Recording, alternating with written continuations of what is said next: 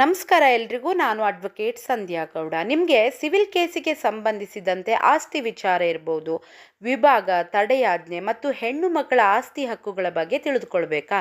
ಹಾಗಾದರೆ ನಮ್ಮ ಕನ್ನಡದಲ್ಲಿ ಕಾನೂನು ಚಾನಲನ್ನು ಸಬ್ಸ್ಕ್ರೈಬ್ ಮಾಡಿ. ಈ ಚಾನಲ್ ಮೂಲಕ ನಿಮಗೆ ಸಿವಿಲ್ ಕಾನೂನು ವಿಷಯಗಳನ್ನು ಸರಳ ಕನ್ನಡದಲ್ಲಿ ವಿವರವಾಗಿ ತಿಳಿಸ್ಕೊಡಲಾಗುತ್ತೆ.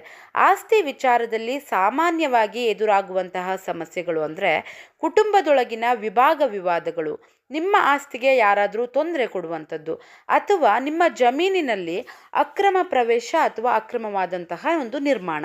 ಇಂತಹ ಸಂದರ್ಭಗಳಲ್ಲಿ ತಡೆಯಾಜ್ಞೆ ತುಂಬಾ ಮುಖ್ಯ ಆಗುತ್ತೆ. ತಡೆಯಾಜ್ಞೆ ಅಂದರೆ ನ್ಯಾಯಾಲಯವು ಈ ಕೆಲಸವನ್ನು ಮಾಡಬೇಡಿ ಅಂಥೇಳಿ ನೀಡುವಂತಹ ಒಂದು ಆದೇಶ.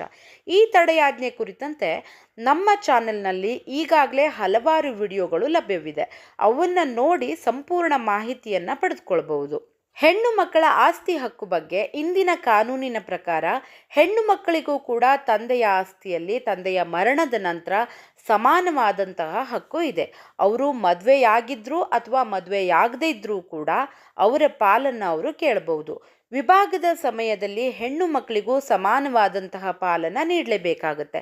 ಹೆಣ್ಣು ಮಕ್ಕಳು ಯಾವ ಸಂದರ್ಭದಲ್ಲಿ ಆಸ್ತಿಯ ಹಕ್ಕನ್ನು ಕೇಳಬಹುದು ಅಥವಾ ಯಾವ ಸಂದರ್ಭದಲ್ಲಿ ಹಕ್ಕನ್ನು ಕೇಳಲಿಕ್ಕೆ ಬರೋದಿಲ್ಲ ಅನ್ನೋದನ್ನು ನಮ್ಮ ಚಾನಲ್ನಲ್ಲಿ ವಿವರವಾಗಿ ತಿಳಿಸಲಾಗಿದೆ. ಕಾನೂನನ್ನು ತಿಳಿದುಕೊಂಡ್ರೆ ಮಾತ್ರ ನಾವು ನಮ್ಮ ಹಕ್ಕುಗಳನ್ನು ರಕ್ಷಿಸಿಕೊಳ್ಬಹುದು. ಕಾನೂನು ತಿಳಿಯದೇ ಇದ್ದರೆ ಮೋಸ ಹೋಗುವ ಸಾಧ್ಯತೆ ಹೆಚ್ಚಾಗಿರುತ್ತೆ. ಕನ್ನಡದಲ್ಲಿ ಕಾನೂನು ಚಾನೆಲ್ನ ಉದ್ದೇಶ ಕನ್ನಡದಲ್ಲಿ ಸರಳವಾಗಿ ಜನರಿಗೆ ಕಾನೂನನ್ನು ತಿಳಿಸೋದು. ಈ ಚಾನೆಲ್ ಮುಖಾಂತರ ಈಗಾಗಲೇ ತುಂಬ ಜನರಿಗೆ ಕಾನೂನು ಸಂಬಂಧಿತ ಪರಿಹಾರ ಕೂಡ ಸಿಕ್ಕಿದೆ. ನಿಮ್ಮ ಪ್ರೋತ್ಸಾಹ ಇನ್ನೂ ಕೂಡ ನಮಗೆ ಬೇಕಾಗಿದೆ. ಇಂತಹ ಇನ್ನಷ್ಟು ಕಾನೂನು ಮಾಹಿತಿಗಾಗಿ ವಿಡಿಯೋಗೆ ಲೈಕ್ ಮಾಡಿ, ಚಾನಲನ್ನು ಸಬ್ಸ್ಕ್ರೈಬ್ ಮಾಡಿ ಮತ್ತು ನಿಮ್ಮ ಸ್ನೇಹಿತರೊಂದಿಗೆ ಶೇರ್ ಮಾಡಿ ಅಂತ ಹೇಳ್ತಾ ವಿಡಿಯೋನ ಇಲ್ಲಿಗೆ ಮುಗಿಸ್ತಾ ಇದ್ದೀನಿ. Thank you so much.